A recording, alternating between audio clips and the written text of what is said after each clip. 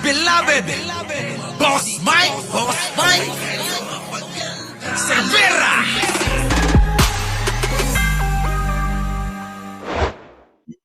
Ay gusto na daw ibalik yung dating papel ng National Food Authority na bumili ng palay. Sana nga.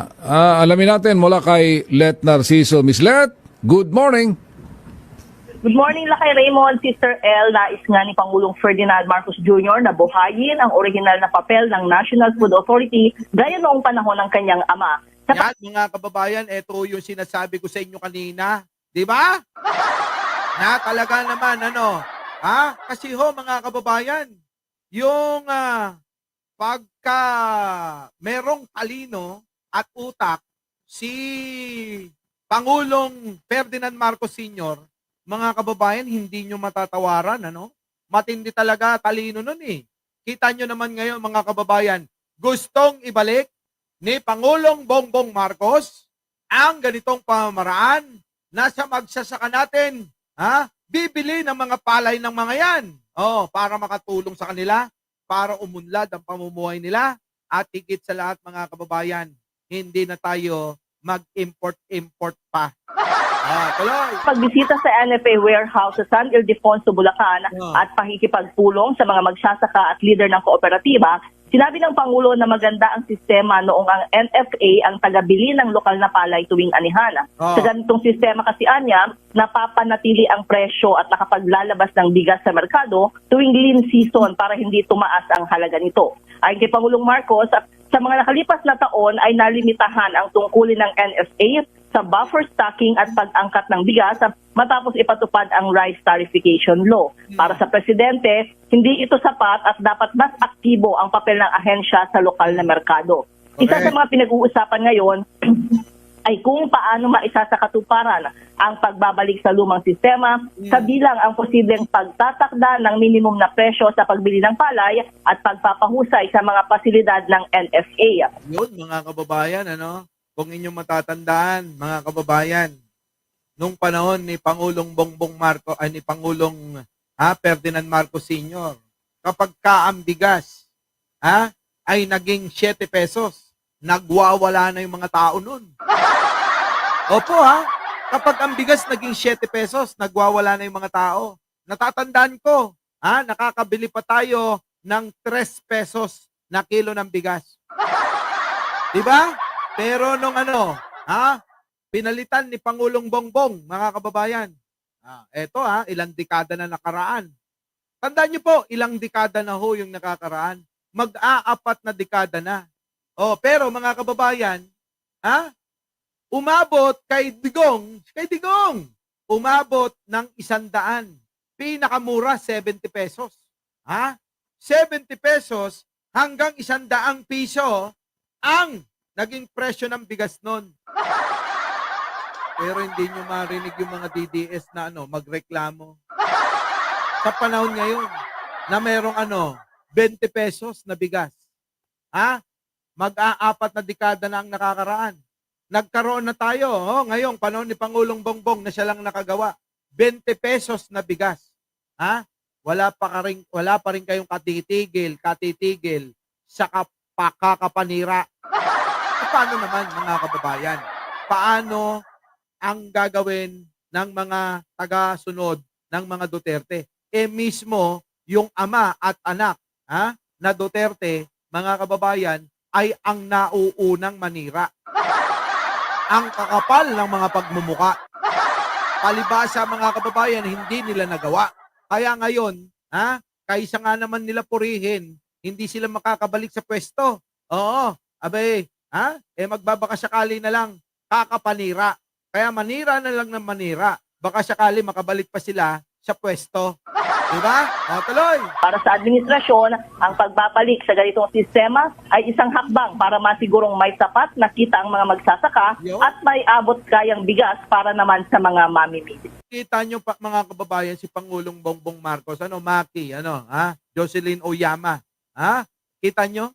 Mga kababayan, si Pangulong Bongbong Marcos, bawat mga Pilipino, anumang sektor kayo, abay, nagsiservisyo. Hindi tulad Nino ni Digunyo na iniwanan ng maraming problema si Pangulong Bongbong. Tandaan nyo, naging problema yung bang modernization ng ating mga jeep. Dinatnan ni Pangulo. Ang sinisisi si Pangulo. Samantalang ang walang puso, mga kababayan, ay si Digunyo. Eka nga ni Digunyo.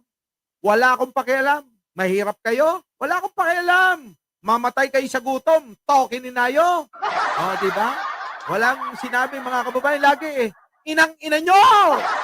O, laging ganun, mga kababayan. Ang kapal ng mukha niyan. Ano? O, pero inyo, yan ang kabaliktaran. Ha? Yan ang kabaliktaran ni Pangulong Bongbong Marcos. Si Pangulong Bongbong Marcos, mahal kahit basher kayo. Si Digong, pagka-basher kayo, ipapapatay kayo niyan. Malayo, di ba, mga kababayan? Yan. Hindi alam ng mga DDS yan. Di ba? Yan si Pangulong Bongbong. Oh, kaya nga mga kababayan iba talaga Oh, kita nyo mga kababayan. Eto pa, isa. Pasok. Oh. Ay hindi ko pinayagan ang Joint Traffic Circular Number 01 ng Metro Manila Council tungkol sa probisyon na tataasan ang multa para sa mga illegal parking mula sa 1,000 piso na hanggang 4,000 piso. May Kita nyo mga kababayan, may circular mga kababayan, may ordinansa. Ang, alin? Ang samahan ng mga ng mga dito sa Metro Manila. Abay gusto nila taasan ang presyo ng multa. Dati 1,000 illegal parking, gusto nila gawing 4,000. Kita nyo mga kababayan, pinahintulutan ni Pangulo. Bakit pa kailangan taasan? Pwede naman dapat na tumutok tayo sa pag-i-implement, di ba? Ng mga batas. Yun lang naman ang kailangan. Kung magtatrabaho lang sana ng maayos din yung mga traffic enforcer, mga kababayan tingin ko kaya namang solusyonan. Sabi ni Pangulo, bakit mo na naman tataasan, di lalong magpapahirap yan sa mga kababayan nating mga Pilipino. Di ba? Magpapahirap lalo sa mga motorista at mga Pilipino. Alam naman natin sa kamay nilaan, mga kababayan, napakahirap ng parking. Yan isang problema Nakita nyo, maraming negosyo, walang parking. Paano kapag nag-deliver ka? Pinarada mo sa harapan. Ngayon huhulihin ka at magmumulta ka. Gusto, 4,000. Sabi ni Pangulo, masyadong mataas yan. Tumutok kayo sa pag-i-implement. Hindi doon sa multa. Huwag nyong galawin yung multa. Kita nyo, mahal pa rin kayo, maldita. Danny Peralta, Nino, ni Pangulong Bongbong. Galing, mga kababayan? Galing. Tuloy. iwan na sa 1,000 piso lamang. While I understand the intention behind the proposal, I've decided to prioritize discipline over penalties. Ang bagong Pilipino ay Ipatupad daw. Ang bagong Pilipino ay madisiplina. Ika nga ni Pangulong Ferdinand Marcos, ang ikauunlad ng bansa ay disiplina. So kailangan mga kababayan, disiplinahin natin yung sarili natin. Huwag na natin hintayin na disiplinahin tayo ng ibang tao. Di po ba? Kayang-kaya naman yan Kung didisiplinahin natin ang sarili natin, ayon sa sinasabi ng ating Pangulo, mga kababayan, magkakaroon tayo ng pag-unlad sa bansang ito. Pero mga kababayan, kita nyo naman ang mga walang disiplina, Yung mga motorista, ayaw sumunod. Nakita nyo mga kababayan, sa pinakita natin kahapon, doon sa pinatupad na pagkakahiwa-hiwalay ng pampasahero, bumabiyahe na gamit motorsiklo at mga pang-pribadong sasakyan, kotse, at malalaking van, yung mga pang-pribado. Kita nyo mga kababayan, napakaganda pero ngayon, kita nyo, ito nga sinasabi ni Pangulo, na panawagan, magkaroon kayo ng disiplina sa sarili ninyo. Huwag nyo na hintayin, huwag nyo nang hintayin na disiplinahin pa kayo ng ibang tao. Di po ba? Tuloy. disiplinado. By focusing on behind the proposal, I've decided to prioritize discipline over penalties. Ang bagong Pilipino ay disiplinado. By focusing on individual responsibility, we can create long-lasting solutions to our traffic challenges. Kita nyo mga kababayan, Sa totoo lang ako, naniniwala naman. Ang disiplina, ang mas mahabang, ito ay pangmahabaang solusyon. Pangmatagalang solusyon. Ano po? Para dito sa mga problema natin sa traffic. Ay, kita niyo mga kababayan kahapon? Naipakita ko ba yon kahapon? Oo, yung mga hinayupak na mga ito mga kababayan, yan Pero ipapakita ko sa inyo kung gaano kadisiplinado yung mga nagmomotor. Kita nyo mga kababayan ko? Si Pangulong Bongbong Marcos lang ho nakagawa niyan. Wala hong iba. Si Digong hindi ho nagawa yan. Bakit? Ulitin ko, busy yun sa pagnanakaw. Kaya hindi ho makaisip ng mga solusyon pagdating dyan. Kita nyo, no? Ang galing! Panoorin nyo muna to. Yan. Squid Game, bawal po lumagpas yan sa Lungguid kasi kapag lumagpas ka po ay may huli. Pero meron pa rin tayo nakikita na mga ilang-ilan na mga kamote. Hindi maiwasan yan pero siyempre iba ay takot mahuli. Yan, mga kababayan, yan po mga lumalagpas na yan. Yan po yung mga pasaway. Opo, mga walang tawag dyan. Oo, mga kapal ang mga muka. Mana kay Sara Duterte at saka kay Digong. Oo. Diba? Kaysen, Manang-mana eh.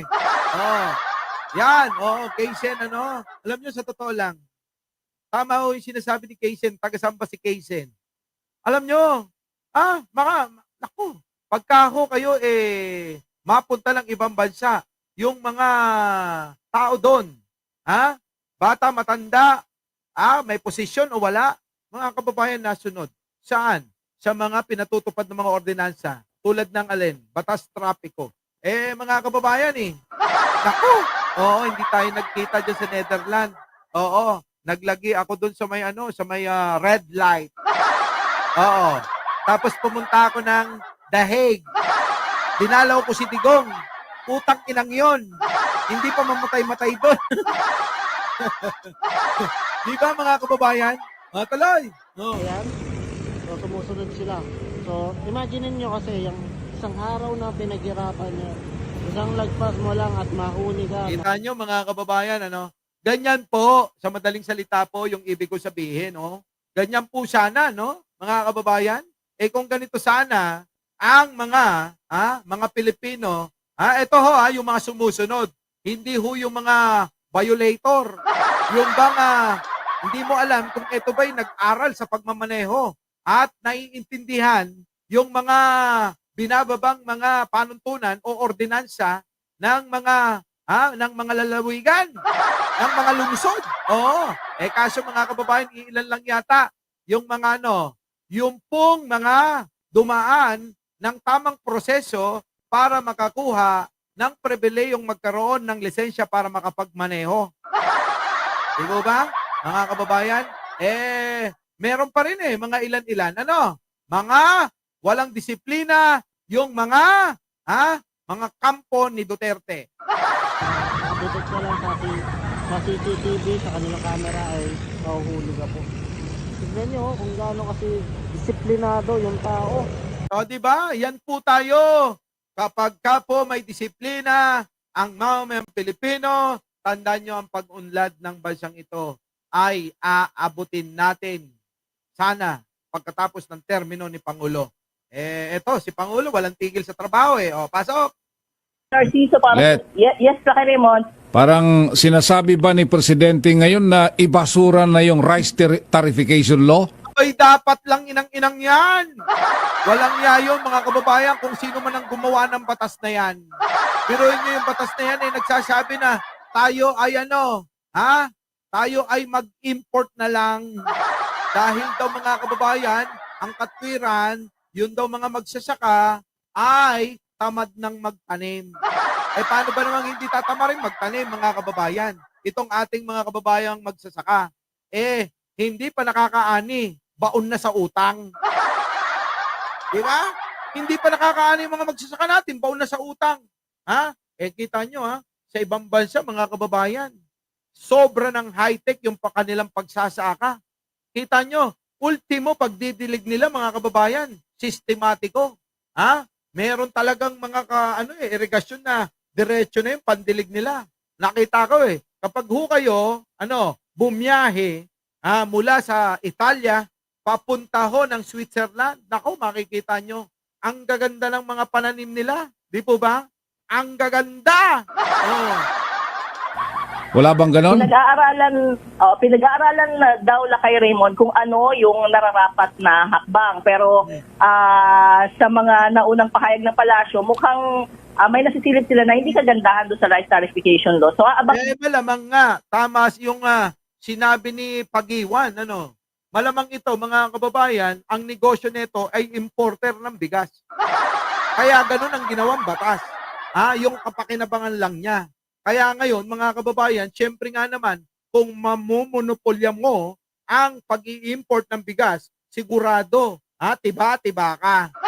Malamang yung politiko, kung sino man yung inang-ina na yan, mga kababayan na gumawa niyan, malamang may negosyong ganyan.